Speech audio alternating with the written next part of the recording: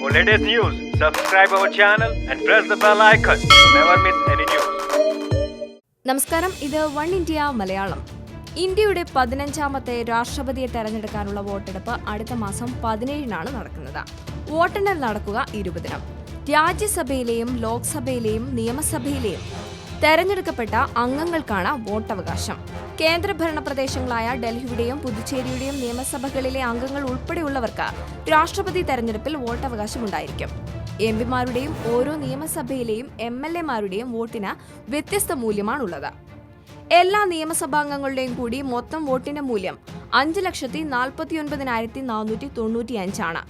അതിനെ പാർലമെന്റിലെ മൊത്തം വോട്ടർമാരുടെ എണ്ണം കൊണ്ട് ഹരിക്കുമ്പോൾ ലഭിക്കുന്നതാണ് ഓരോ MPയുടെയും വോട്ടിന്റെ മൂല്യമായ 708. സംസ്ഥാനത്തെ ജനസംഖ്യയെ MLA-മാരുടെ എണ്ണം കൊണ്ട് ഹരിക്കുമ്പോൾ ലഭിക്കുന്നതാണ് ഓരോ MLA-യുടെയും വോട്ടിന്റെ മൂല്യം. ഇതനുസരിച്ച് ഉത്തർപ്രദേശിലെ MLA-മാർക്കാണ് ഏറ്റവും അധികം വോട്ട് മൂല്യമുള്ളത്. ഉത്തർപ്രദേശിലെ ഒരു MLA-യുടെ വോട്ട് മൂല്യം 209 ആണ്. ഏറ്റവും കുറഞ്ഞ വോട്ട് മൂല്യം സിക്കിമിലെ MLA-മാർക്കും. കേരളത്തിലെ MLA-യുടെ വോട്ട് മൂല്യം 152 ആണ്. കേരള നിയമസഭയിൽ നിന്നുള്ള മൊത്തം വോട്ടുകളുടെ മൂല്യം 21,280. നിയമസഭകളിലെയും പാർലമെന്റിലെയും മൊത്തം വോട്ടുകളുടെ മൂല്യം 10,97,903 ആണ്. രേഖപ്പെടുത്തുന്ന മൊത്തം വോട്ടിന്റെ പകുതിയേക്കാൾ ഒരു വോട്ടെങ്കിലും കൂടുതലായി ലഭിക്കുന്ന സ്ഥാനാർത്ഥിയായിരിക്കും വിജയി. ഇലക്ടറൽ കോളേജിൽ BJPക്കും സഖ്യകക്ഷികൾക്കും കൂടിയുള്ള വോട്ട് മൂല്യം 5.32 ലക്ഷമാണ്. രാഷ്ട്രപതി തെരഞ്ഞെടുപ്പിൽ വിജയിക്കാൻ വേണ്ട വോട്ട് നേടാൻ 17,500 വോട്ടിന്റെ കുറവാണുള്ളത്. BJDയുടെയും AIADMKയുടെയും പിന്തുണ നേടിയാൽ വോട്ട് മൂല്യം 6,28,195 ആയി ഉയരും. 5,49,442 ആണ് രാഷ്ട്രപതി തെരഞ്ഞെടുപ്പിൽ വിജയിക്കാൻ വേണ്ട വോട്ട് മൂല്യം.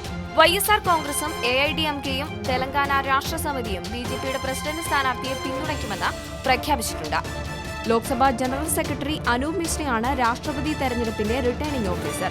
തെരഞ്ഞെടുപ്പ് വിജ്ഞാപനം ഈ മാസം 14-ന് പുറപ്പെടുവിക്കുമെന്ന് മുഖ്യ തെരഞ്ഞെടുപ്പ് കമ്മീഷണർ അറിയിച്ചിട്ടുണ്ട്.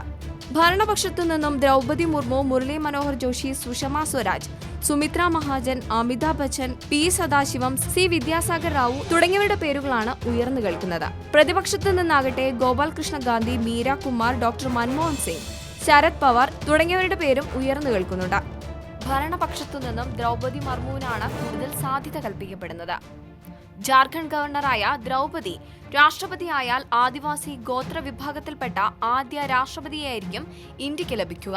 ഈ റിപ്പോർട്ട് ഇഷ്ടമായെങ്കിൽ share it, like it and subscribe to one India Malayalam.